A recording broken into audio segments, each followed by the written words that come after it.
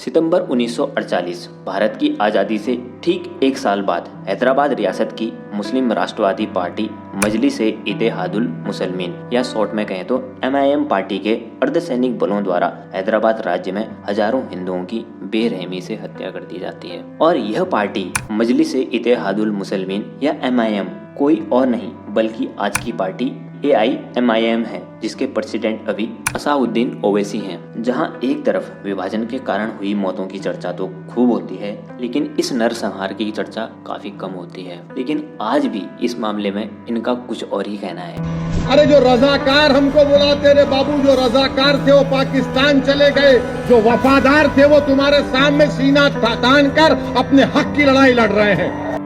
अब इस बात पर कितनी सच्चाई छुपाई गई है यह तो वीडियो पूरा देखने के बाद ही पता चलेगा।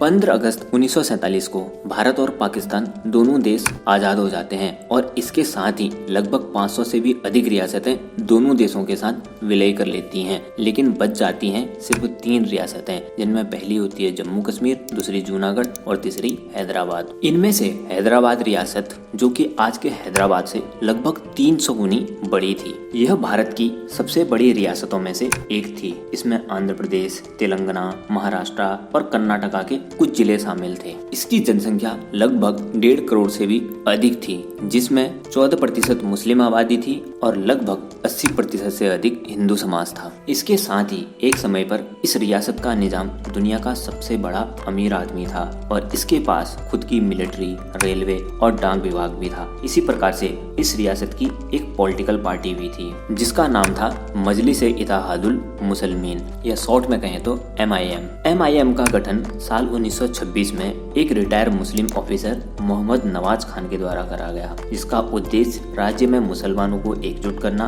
और हिंदुओं का धर्मांतरण करके उन्हें इस्लाम कबूल करवाना था। और इस पार्टी के पास लगभग 2 लाख से भी ज्यादा सैन्य बल भी था, जिन्हें रजाकर का नाम दिया गया था। रजाकर एक अरबी वर्ड है जिसका मतलब होता है मुस्लिम वॉलंटियर फोर्स।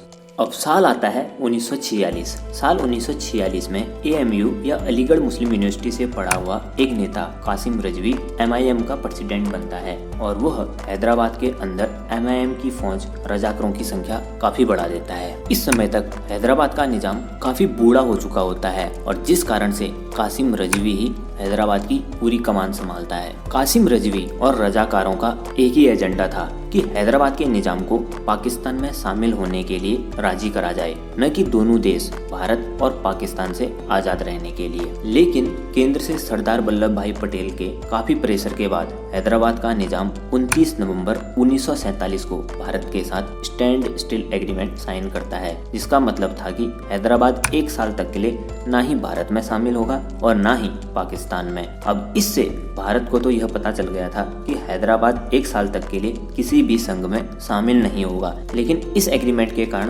कासिम रजवी और उसकी सेना रजाकरों की टेंशन बढ़ जाती है।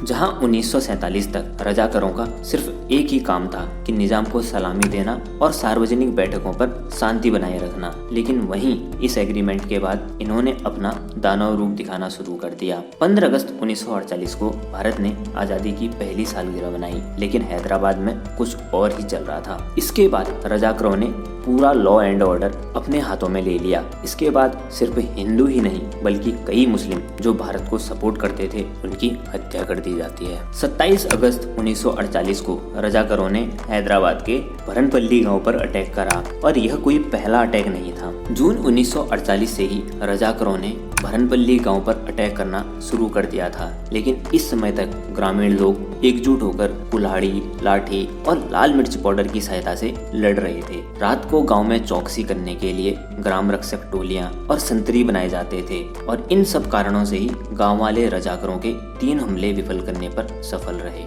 लेकिन 27 अगस्त 1948 को हुआ रजाकरों का चौथा हमला बहुत ही आक्रामक था और उनकी फौज पहले से काफी बड़ी थी, जिस कारण से ग्रामीण जो कि कुल्हाड़ी, लाठी या लाल मिर्च की सहायता से लड़ रहे थे वे मुकाबला करने में असफल रहते हैं। 27 अगस्त 1948 को गांव के लोग अपना वार्षिक त्योहार बाथू कम्मा सेलिब्रेट कर रहे थे और यह रजाकारों के लिए एक अच्छा मौका था। सबसे पहले तो रजाकारों ने ग्राम रक्षकों को पकड़कर गोली मार दी और उसके बाद निहत्थे ग्रामीणों को चुन चुनकर मारा गया। गोलियां बचाने के लिए एक के पीछे एक को खड़ा करके 3 लोगों को एक ही गोली से मार दिया जाता है। इसके साथ ही औरतों को निर्वस्त्र करके उन्हें परेड करवाया जाता है और उनके साथ रेप करा जाता है। कई औरतों ने तो इससे अच्छा मर जाना समझा, इसलिए उन्होंने कुएं में छलांग लगाकर अपनी जान दे दी। इसके अलावा सितंबर 1947 से लेकर सितंबर 1948 तक रजाकारों के डर से लगभग 40,000 लोगों ने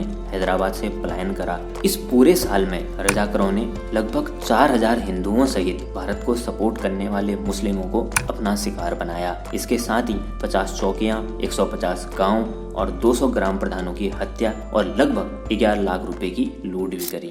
लेकिन जिस प्रकार से हर रात के बाद एक सवेरा आता है, वैसे ही 13 सितंबर 1948 को भी हैदराबाद में एक नई सुबह हुई और जिसने हैदराबाद का पूरा इतिहास ही बदल डाला। ऑपरेशन पोलो। जी हाँ, इस नई सुबह का नाम था ऑपरेशन पोलो। इंडियन आर्मी ने मेजर जनरल JN चौधरी के नेतृत्व में 13 सितंबर 1948 को हैदराबाद पर अपना ऑपरेशन पोलो लॉन्च करा। इंडियन आर्मी ने 5 तरफ से मोर्चा खोला और जो रजाकार निहत्थे लोगों पर अपनी ताकत दिखा रहे थे, वे इंडियन आर्मी के सामने बस 4 दिन तक भी नहीं टिक पाए और फाइनली 18 सितंबर 1948 को हैदराबाद ने इंडियन आर्मी के सामने सरेंडर कर दिया और इसके साथ ही MIM पर 10 साल का बैन लगा दिया गया और रजाकारों का नेता कासिम रिजवी भी अगले 10 सालों तक के लिए भारतीय जेलों में ही सड़ता रहा और उसे इस शर्त पर छोड़ा गया कि वह रिहा होने के बाद हमेशा के लिए पाकिस्तान पर जाकर बस जाएगा और इस प्रकार से भारत के पेट पर